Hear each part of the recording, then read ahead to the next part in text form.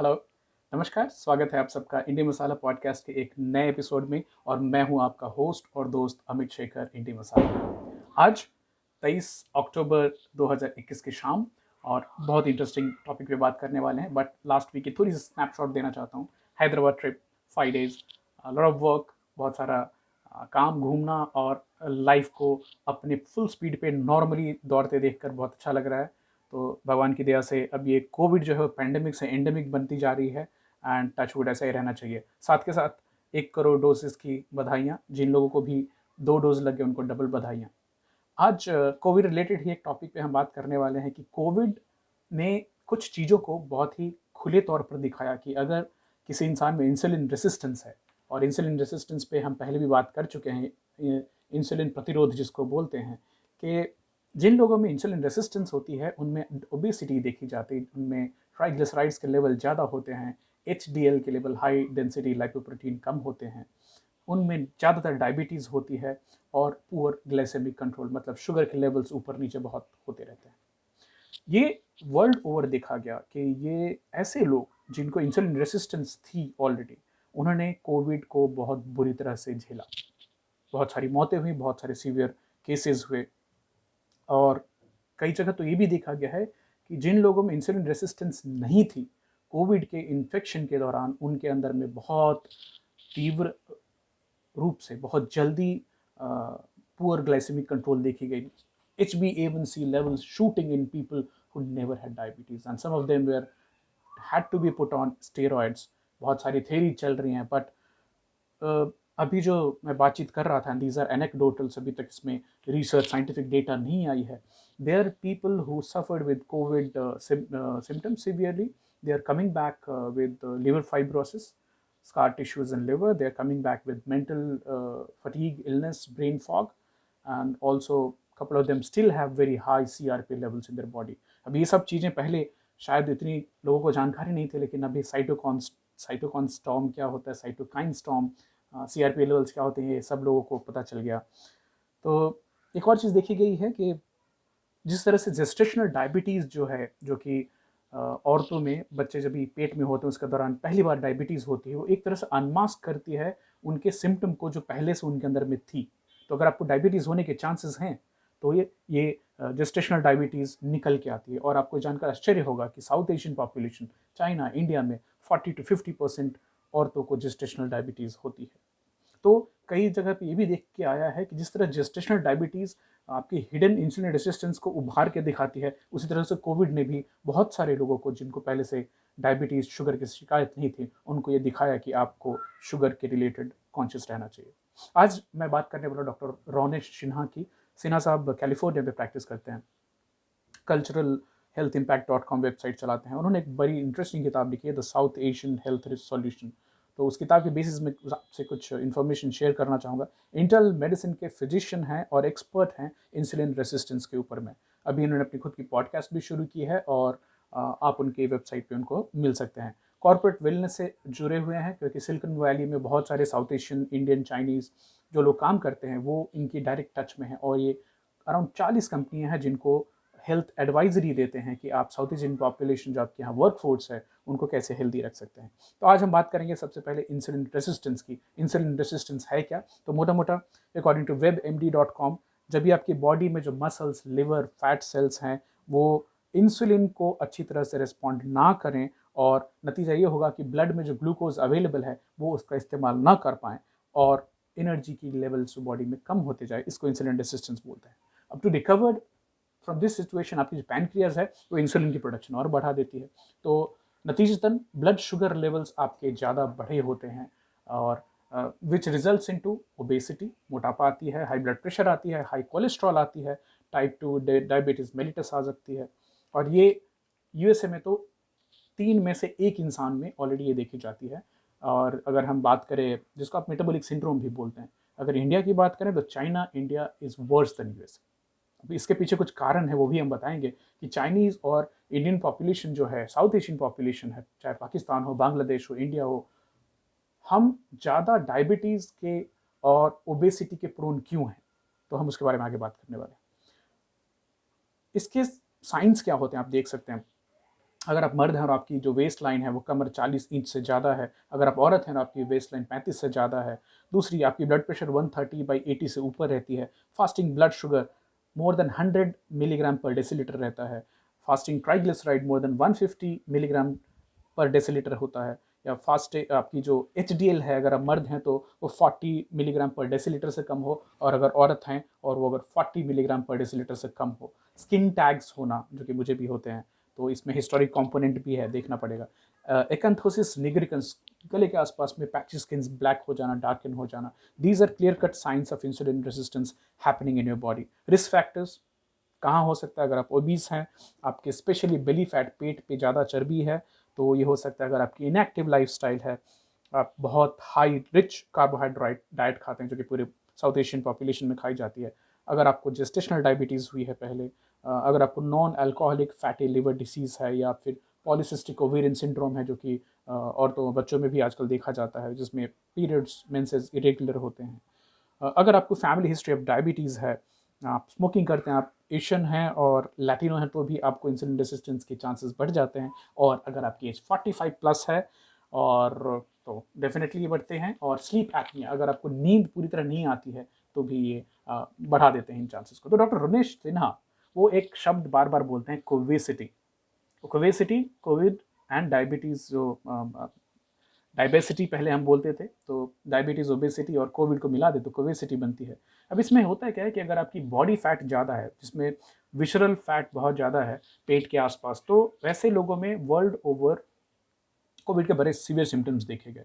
तो इसके पीछे कारण क्या है कि आपने साइटोकाइन एंड साइटोकाइन स्टॉर्म सुनी होगी, कि इनके बॉडी में साइटोकाइन स्टॉर्म हुआ, इसके लिए इनको अलग अलग इम्यूनोसप्रेसेंट ड्रग देने पड़ सकते हैं, steroid included, during covid period. तो साइटोकाइंस क्या होते हैं? These are inflammatory messengers. शरीर में सूजन होगी तो साइटोकाइंस के लेवल आपके बढ़ जाएंगे। अभी इंटरेस्टिंग चीज़ ध्यान से सुनिएगा, डॉक्टर रमेश सिन्हा साहब का बोलना है कि जो विसरल फैट है वो एक स्टोर हाउस है साइटोकाइंस का। मैं वापस रिपीट करता हूँ, विसरल फैट, पेट के आसपास जो बहुत ज़्यादा मोटापा होती है उसमें बहुत सारे साइटोकाइंस जमा होते हैं। तो जैसे ये ऐसी बात हो गई, साइटोकाइंस जो हैं वो आपकी बॉडी में कोविड इन्फेक्शन आती है तो उसमें आग में घी का काम करते हैं। तो आपकी जो बॉडी है, अगर आप ओबीस हैं, आप डायबिटिक हैं, आपकी बॉडी ऑलरेडी प्री इन्फ्लेम्ड है, मतलब जलने को तैयार है, क्योंकि आपके पास प्रचुर मात्रा में फैट रिलीज्ड साइटोकाइंस है। तो अभी इसको हम क्या कर सकते हैं इसको रोकने के लिए, उसके ऊपर हम थोड़ी बात करेंगे। बट सबसे मोटा मोटा जो एक चीज़ जो डॉक्टर उमेश सिन्हा बोलते हैं कि आप अपने जो वेस्ट की सरकमफेरेंस है, जो वेस्ट लाइन है, उसको कम कीजिए, लाइफस्टाइल चेंजेस लाइए, बॉडी के साइटोकाइन लोड को कम कीजिए, सो दैट आगे भी अगर ये infection, this is also very important, कि ये एंडेमिक जैसे बिहेव करेगी तो लोगों को कोविड होते रहेंगे, अलग अलग वेरिएंट्स आते रहेंगे। तो हमें आपको तैयार रहना है कि जब हमें जब ये होता है तो हमारी बॉडी उसको फाइट करने के लिए अच्छी VO2 मैक्स मेंटेन कर रही हो, बॉडी में साइटोकाइन लोड कम रहे। क्यों इंपॉर्टेंट है ये जानना? क्योंकि नए वेरिएंट्स आते रहेंगे। आज के डेट में जब भी हम आप बात कर रहे हैं, रशिया में अभी भी 1000 से ज़्यादा लोग हर दिन मर रहे हैं, after despite being Sputnik there and Russia being so small a country in terms of population, but still there 1000 plus deaths happening. यहाँ तक टफ्ट यूनिवर्सिटी ने तो एक स्टडी करके पूरा पूरा बताया कि 63% of people who had severe symptoms of Covid had poor diet. I repeat again, 63% लोगों ने, जिनमें सीवियर कोविड के सिम्टम देखे गए, उनकी खाने के जो लाइफस्टाइल और डाइट थे वो पुअर देखे गए थे।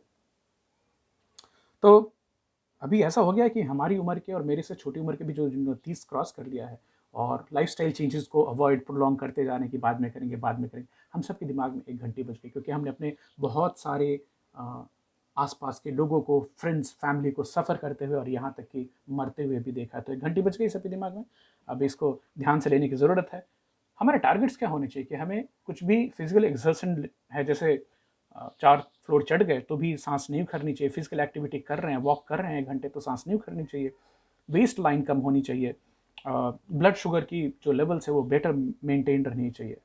बट सबसे इंपॉर्टेंट है इसमें कि सबसे पहले हमारी लाइफस्टाइल में चेंज आना चाहिए। तो रोनेश जो हैं वो बताते हैं कि मैं कई बार तो अपने 30 साल के उन मरीजों की ज़्यादा चिंता करता हूँ बशर्ते 70 साल के वो, क्योंकि 70 साल वाले कॉन्शियस हैं, मेडिटेशन करते हैं, एक्टिव हेल्दी लाइफस्टाइल है, अच्छा डाइट खाते हैं। 30 साल वाले सेडेंटरी लाइफस्टाइल है, कंप्यूटर के सामने बैठकर दिन भर काम करते हैं, काफ़ी स्ट्रेसफुल सिचुएशन है उनकी बॉडी ज़्यादा इन्फ्लेम्ड है, ज़्यादा सूजन में है as compared to a 70-60 year old people.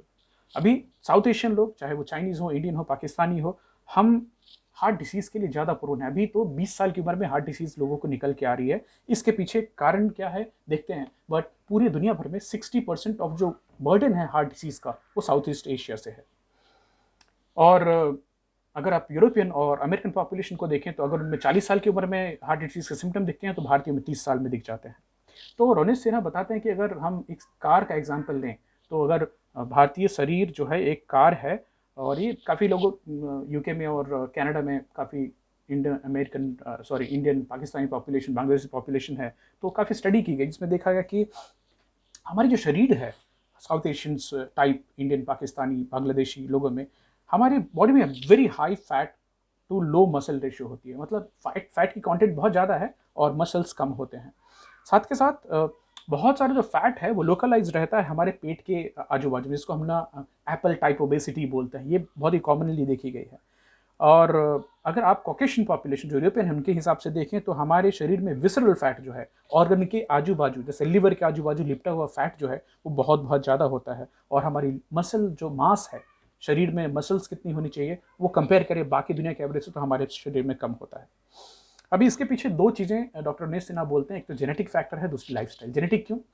क्योंकि हमारे माँ बाप भी वैसे होते आए हैं तो ऐसे चलती है। दूसरी लाइफस्टाइल, कि हमारे यहाँ प्रोफेशनल एंड एकेडमिक प्रोग्रेस को ज़्यादा इंपॉर्टेंस दी जाती है। तो बचपन से बच्चों को पढ़ाओ लिखो बैठ के शांति से ध्यान से, बशर्ते कि आप फिजिकली एक्टिव रहो, एक्टिव लाइफस्टाइल जियो, तो ये बचपन से चालू रहती है। तो मसल्स की ऐसे ही जो डेवलपमेंट है वैसे हो नहीं पाती। अभी फैट की जब हम बात करें तो visceral fat versus subcutaneous fat. तो सबक्यूटेनियस फैट जो क्या है हमारे चमड़े के अंदर नीचे जो होती है, ये बॉडी के ओवरऑल वेट को भी बनाती है, हमारे बॉडी वेट का एक काफ़ी इंपॉर्टेंट हिस्सा होती है। विसरल फैट जो है ये हमारे लिवर और इंटरनल ऑर्गन्स के अराउंड पीली वाली जो जमी रहती है फैट, काफ़ी very difficult to remove during surgeries. इसको बोलते हैं हिडन स्टील फैट। ये दिखाई नहीं देती है। तो कई बार ऐसा भी होता है कि कुछ लोग हैं जिनकी पेट के आसपास फैट नहीं, लेकिन इंटरनल विसरल ऑर्गन्स के आजू बाजू में फैट जमती रहती है, एंड इनको स्किनी फैट पीपल बोला जाता है। बट आप देखेंगे कि ऐसे लोगों में भी हार्ट अटैक के चांसेस और हार्ट रिलेटेड डिसीज होते हैं क्योंकि विसरल फैट ज़्यादा हो रही है उनकी। और खासकर ये देखा गया ये साउथ ईस्ट एशियन लोगों में होता है। तो एक तो हो गया कि हमारी शरीर में मसल्स कम, फैट ज़्यादा। दूसरी, अभी कार की इंजन के ऊपर मैं तो जैसे माइटोकॉन्ड्रिया है वो कार की इंजन है। हमारी mitochondria as compared to Europeans and Americans weak होती है क्योंकि हम फैट को उतनी अच्छी तरह से ऑक्सीडाइज नहीं करते हैं जितनी अच्छी तरह से कॉकेशियन पॉपुलेशन कर पाती है। इसके नतीजतन हमारे शरीर में जो ऑक्सीडेशन रिलेटेड जो बाई प्रोडक्ट्स हैं वो जमा होते रहते हैं और हमारी शरीर एक ज़्यादा इन्फ्लेमेबल कंडीशन में रहती है। तो वापस रिपीट करूँगा, lower body mass plus week mitochondria ये हमें जेनेटिक कंपोनेंट देता है। एंड उसके ऊपर में हमारी जो डाइट आ जाती है, oh god, so carb rich. So Indian vegetarians जिनमें बहुत सारा डायबिटिक होते हैं, टाइप 2 DM देखी जाती है, इंसुलिन रेसिस्टेंस बहुत कॉमन होता है। कई बार इनमें जस्ट खाली कार्बोहाइड्रेट्स के लेवल्स डाइट में कम करने से रिवर्सल हो जाती है उनके डायबिटीज़ के। कारण इसके पीछे है कि हमारे खाने में 3-4 चीज़ें बहुत ज़्यादा होती हैं, उसके बारे में बात करेंगे। मोटा मोटा हम ग्रीन्स बहुत ज़्यादा खाते हैं, अनाज ज़्यादा खाते हैं, बीन्स खाते हैं और चीनी बहुत ज़्यादा खाते हैं। तो कई बार लोग बोलते हैं कि India is a vegetarian country and why should vegetarian people suffer from heart related condition, because इसको तो एनिमल प्रोटीन से जोड़ के देखा जाता था। लेकिन डॉक्टर रोनित सिन्हा बोलते हैं बड़ी इंटरेस्टिंगली अपने बुक में कि इंडियंस आर नॉट वेजिटेरियंस, या तो हम ग्रेनिटेरियंस हैं, जो कि हम खाली ज़्यादा ग्रेन्स खाते हैं, हम गेहूं और चावल खाते हैं, सब्जियां फल दाल कम खाते हैं। आप इसको ध्यान से देख लीजिएगा। या फिर हम कार्बिटेरियंस हैं, जो खाली कार्बोहाइड्रेट्स खाते हैं, कार्बोहॉलिक्स हैं हम, जो मेजॉरिटी ऑफ कार्ब डाइट होती है। तो चाहे चावल हो कि रोटी हो, हमारे खाने का सबसे मेन कंपोनेंट वही होता है as compared to other parts of the world. तो जहाँ पे नॉर्मल कार्ब्स एक US European 100 grams per day का टारगेट लेके चलते हैं, हमारे यहाँ तो एक एक इंसान 400 से 500 ग्राम कार्ब्स पर डे खाते हैं। अब कार्ब्स जो क्या हैं, ये हाई डेंसिटी फ्यूल हैं, बहुत ज़्यादा एनर्जी वाले हैं। इनको ज़रूरत, किनको इसकी ज़रूरत पड़ सकती है? जिनकी इंजन बहुत पावरफुल हो। तो जैसे जो गाँव खेत में काम करने वाले लेबर्स हैं, वो कितने भी कार्ब्स खाएं वो दिन भर में जला लेंगे। माइकल फेल्प्स हैं, वो कार्ब्स खाएं वो जला लेंगे दौड़ के। जो एथलीट्स हैं वो कार्ब्स जला सकते हैं। लेकिन अब हम आप sedentary lifestyle, high carb content, और ऊपर से हमारी इंजन जो है, माइटोकॉन्ड्रियल इंजन वीक है, तो और फ्यूल बहुत ज़्यादा हो रही है, तो कारण होता क्या है, शरीर में फैट जमा होती जाती, और इसकी शुरुआत तो कई बार आपके पैदाइश से पहले हो जाती है। तो अगर माँ बाप दोनों इंसुलिन रेसिस्टेंट रहे हैं तो, और सेडेंटरी लाइफस्टाइल रही है, तो ये देखा गया है कि during the pregnancy the same things are transmitted. और 40 से 50% तो महिलाओं में जेस्टेशनल डायबिटीज़ होती है। तो जो बच्चे पैदा भी होते हैं साउथ एशियन पॉपुलेशन में, वो दुबले पतले होते हैं, मसल मास कम होती है, पेट निकली होती है। तो जो फ्यूचर वर्जन है वो वैसा लेके पहले से निकलते हैं। VO2 max is a new concept which is gaining up कि आप ब्रेथलेस ना हो, आपकी बॉडी कितनी efficiently ऑक्सीजन को जला सकती है। तो ये वॉच मुझे बताती है VO2 max which is showing right now I'm at a good level।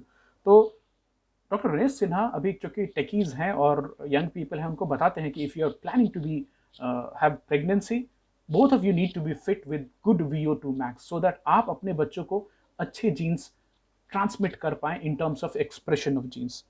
और एक खास ट्राइब का नाम आता है पाइमा इंडियंस, जिनमें काफ़ी लॉन्ग टर्म लॉन्जेविटी हुआ करती थी। सडनली अभी उनकी लाइफस्टाइल जो है वो 46 ईयर्स की लाइफ एक्सपेक्टेंसी रह गई। 80% लोगों को डायबिटीज़ होता है। बहुत सारी चेंजेस हुए, इवन इंडिया चाइना में भी पहले इतनी ज़्यादा डायबिटीज़ और लाइफस्टाइल डिसीज नहीं देखे जाते थे, बिकॉज हमारी डाइट जो है वो बहुत शुगर कार्ब्स के अराउंड कॉन्सेंट्रेट हो गई, प्रोसेस्ड फूड बहुत बढ़ गए, सीड ऑयल बहुत बढ़ गए, और जो फिजिकल एक्टिविटी थी वो सेडेंट्री की सेडेंट्री होती जा रही है। एक और चीज़ जो बड़ी इंटरेस्टिंग निकल के आती है कि साउथ एशियन पॉपुलेशन में, इंडियन में, पाकिस्तानी और बांग्लादेशी में, हमारे शरीर में ब्राउन एडिपोज टिश्यू जो कि माइटोकॉन्ड्रिया रिच होता है, माइटोकॉन्ड्रियली एक्टिव टिश्यू होता है, वो कम होती है। कारण इसके पीछे बहुत जेनेटिक और हिस्टोरिकल भी है। हम इक्वेटर पर रहने वाले हैं जहाँ पे गर्मी बहुत ज़्यादा होती है, तो बहुत ज़्यादा गर्मी में आप खेतों में काम कर रहे हो तो आपको शरीर में और ज़्यादा फैट रख के पसीना निकलना चाहिए। तो हमारे यहाँ ब्राउन एडिपोज टिश्यू कम होते हैं और विसरल फैट ज़्यादा होते हैं। अब क्या हो गया कि सेडेंट्री लाइफस्टाइल हो गई, हम एयर कंडीशन रूम में रहने लग गए, प्लस ऊपर से डाइट इतनी ज़्यादा हमने रिच कर ली, तो हमारे शरीर में ब्राउन एडिपोज टिश्यू की मात्रा और कम से कम होती जा रही है और विसरल फैट जमा होती जा रही है। ब्राउन एडिपोज टिश्यू इंपॉर्टेंट क्यों है? क्योंकि अगर आप रेस्टिंग मेटाबॉलिक रेट देखें तो 15 से 20% तक कैलोरीज कंजम्पशन का काम ब्राउन एडिपोज टिश्यू करती है। जैसे जैसे आपकी हमारी एज बढ़ती है, हमारे शरीर में मसल्स की जो मात्रा है वो कम होती है, इसको सार्कोपीनिया बोलते हैं। तो अगर आप किसी भी एज में हैं, अगर आप रेसिस्टेंट एक्सरसाइज करते हैं, मसल्स बढ़ाते हैं, वेट लिफ्ट करते हैं, तो आप बॉडी में मसल्स की मात्रा बढ़ाएंगे। Muscles are sink for carbohydrates, उनको बहुत ज़्यादा एनर्जी चाहिए होती है, और जहाँ आप कार्ब्स ज़्यादा जलाएंगे तो आपकी बॉडी में फैट कम जमा होगा। तो डॉक्टर रमेश सिन्हा तो सार्कोपीनिया के साथ साथ माइटोपीनिया भी बोलते हैं कि आप जैसे जैसे एज होती है आपकी, आप मसल्स लूज करते हैं, आप साथ के साथ माइटोकॉन्ड्रिया लूज करते हैं। तो अगर आपको राइस खानी है, अगर आपको चपाती खानी है, तो आपको एक्सरसाइज करके, स्क्वाट करके, कैलोरीज बर्न करके उसको अर्न करना पड़ेगा। तो रॉन बताते हैं कि हार्ड कार्ब डाइट, वो खुद ही डॉक्टर होते हुए, इंटरनल फिजिशियन होते हुए भी हाई कार्ब डाइट पे थे और hit high intensity level training किया करते थे, एंड उनमें भी रेसिस्टेंस, इंसुलिन रेसिस्टेंस के सिग्नल आए। बट जब उन्होंने खुद को लो कार्ब डाइट पे ले गए और long aerobic exercise, by long aerobic exercise I mean कि whatever is your age -180, तो आप 40 के हैं तो 180 माइनस 140 का जो रेंज है वो आप 30 मिनट 35 मिनट को मेंटेन करें। हार्ट रेट को मेंटेन करते हुए आप वॉकिंग करें, एक्सरसाइज करें। High intensity good, but what you need for long term cardiac health is aerobic cardiac exercise. Ron एक बड़ी इंटरेस्टिंग चीज़ बताते हैं डॉक्टर रमेश सिन्हा की, आप कार्ब्स से बचें। कार्ब्स क्या है? C for chapati, A for aloo, R for rice, B for beans, beans भी बहुत ज़्यादा नहीं खाने हैं, और एस फॉर शुगर, ये कम करने को बोलते हैं। टारगेट हमारी होनी चाहिए कि दिन में 100 से 150 ग्राम कार्ब्स हम खाएं, प्रोटीन बढ़ाएं, वेजिटेबल्स बढ़ाएं, फ्रूट्स बढ़ाएं अपने में। दूसरी चीज़ जो कि 3 चीज़ बोलते हैं, 3 C's of good health, good cardiac health, and आप कोविड से खुद को बचा पाएंगे। Number 1 is carbs, second is cooking oil, third is circadian rhythm, उसके बारे में बात करते हैं हम। तो जैसे घी, अच्छी क्वालिटी का घी, अच्छी क्वालिटी का कोकोनट ऑयल इस्तेमाल करने की सलाह है। सीड ऑयल, इंडस्ट्रियल ऑयल्स पूरी तरह से अवॉइड करने की सलाह देते हैं क्योंकि अनस्टेबल होते हैं, और अभी ये पेलियो रिसर्च में भी कोकोनट ऑयल और घी को बहुत इंपॉर्टेंस दी जा रही है। अगर आपको चावल खानी है तो डॉक्टर रमेश सिन्हा के हिसाब से आप बिरयानी खाइए, आप फ्राइड राइस खाइए, आप पुलाव खाइए, क्योंकि उसमें सब्जियां मिल जाएंगी, थोड़ी घी मिल जाएगी, थोड़ी हेल्दी ऑयल्स मिल जाएंगे, नट्स एंड मसाले मिलेंगे, तो ग्लाइसेमिक इंडेक्स जो है चावल की वो कम हो जाएगी, बशर्ते हमेशा वाइट राइस खाने के। चपाती खाते हैं, बढ़िया है, खाइए। आमंड फ्लावर मिला सकते हैं उसमें, उसमें आप सत्तू मिला सकते हैं, मिलेट मिला सकते हैं। तो खाली गेहूं पे ही फोकस नहीं करना है कि उसकी ग्लाइसेमिक इंडेक्स जो है चपाती की कम हो जाए। और याद रखिएगा प्रोटीन ज़्यादा फिलिंग होती है, तो चपाती में जैसे आप बेसन मिलाकर मिलाएंगे तो आप कम 2-3 में ही खुद को फुल फील कर पाएंगे। तो वापस रिपीट करूंगा, चपाती कम करनी है, आलू कम करनी है, चावल कम करना है, बीन्स कम करने हैं और शुगर कम करनी है। बढ़ाना क्या है, दाल बढ़ाइए, अंडे, चिकन, वेजिटेबल्स बढ़ाइए, फ्रूट बढ़ाइए आपके डाइट में। और केवल 30 दिनों के अंदर में लोगों को ट्राइग्लिसराइड के लेवल अच्छे दिखते हैं, ब्लड शुगर्स कंट्रोल होती है, which is a great motivator for silicon valley employees, क्योंकि टेकीज होते हैं तो उनको उनके नंबर्स कंट्रोल करना, वो तो कॉन्स्टेंट ग्लूकोज मॉनिटरिंग मशीन्स भी लगाते हैं। सीड ऑयल को रिमूव करने की सलाह देते हैं, कोकोनट ऑयल और घी को इस्तेमाल करें। हालांकि ये दोनों वर्जिन होने चाहिए, घर के बने होने चाहिए, क्योंकि मार्केट में मिलने वाली हर घी और कोकोनट ऑयल सेफ नहीं होती है। क्योंकि जैसे ही आप जो इन्फ्लेमेटरी ऑयल्स हैं इनको हटाएंगे तो आपकी बॉडी में CRP levels, C reactive protein levels और इन्फ्लेमेशन सूजन कम हो जाती है। नट्स एंड सीड्स बढ़ाइए अपने खाने में। तो वापस बात करूंगा, कार्ब्स, दूसरी है cooking oil, third circadian rhythm. तो डाइट आपके डायबिटीज़ को रिवर्स कर सकती है, लेकिन लॉन्ग टर्म में अगर आप एक्सरसाइज नहीं करेंगे तो ये नंबर्स फिर से ऊपर नीचे हो जाएंगे, सार्कोपीनिया होगी, क्योंकि आप सेडेंटरी लाइफस्टाइल रखेंगे, आपकी मसल्स के साथ माइटोकॉन्ड्रिया लूज होगी, इंजन की फाइटिंग कैपेसिटी लूज होगी। तो आपको एक्सरसाइज ऐड करनी है। और एक नई चीज़ जो मुझे पता चली कि when you do exercise in the morning, long walk आप करते हैं, तो आप पूरे दिन के लिए एक हाई माइटोकॉन्ड्रियल स्टेट में चले जाते हैं, जहाँ कि आप बाद में दिन में बैठकर काम भी कर रहे हो तो भी आपकी बॉडी ज़्यादा कैलोरीज बर्न करेगी, बशर्ते कि आप शाम को वॉक करें, पूरे दिन सेडेंटरी लाइफस्टाइल मेंटेन करें। तो माइटोकॉन्ड्रियल एक्टिविटी इंप्रूव करना इंपॉर्टेंट है। आज की चीज़ वापस एक रिपीटेशन के साथ बंद करना चाहूँगा, कार्ब्स कम करना है, सी से चपाती, ए से आलू, आर से राइस, बी से बीन्स और एस से शुगर कम करनी है। और एक्सरसाइज को अपने हेल्दी लाइफस्टाइल का एक इम्पॉर्टेंट हिस्सा बनाना है। उम्मीद है आपको आज की इन्फॉर्मेशन अच्छी लगी होगी।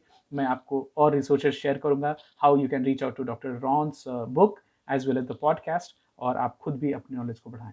अगर आपको ये एपिसोड अच्छी लगती है तो इसे ज़रूर अपनी फैमिली और फ्रेंड्स में शेयर कीजिए और लाइक, कमेंट, सब्सक्राइब कीजिए। Thank you so much. वापस कल मिलते हैं एक नए हेल्थ रिलेटेड टॉपिक या अवेकनिंग टॉपिक को लेकर के। साइनिंग ऑफ, इंटी मसाला, अमित शेखर। Bye bye.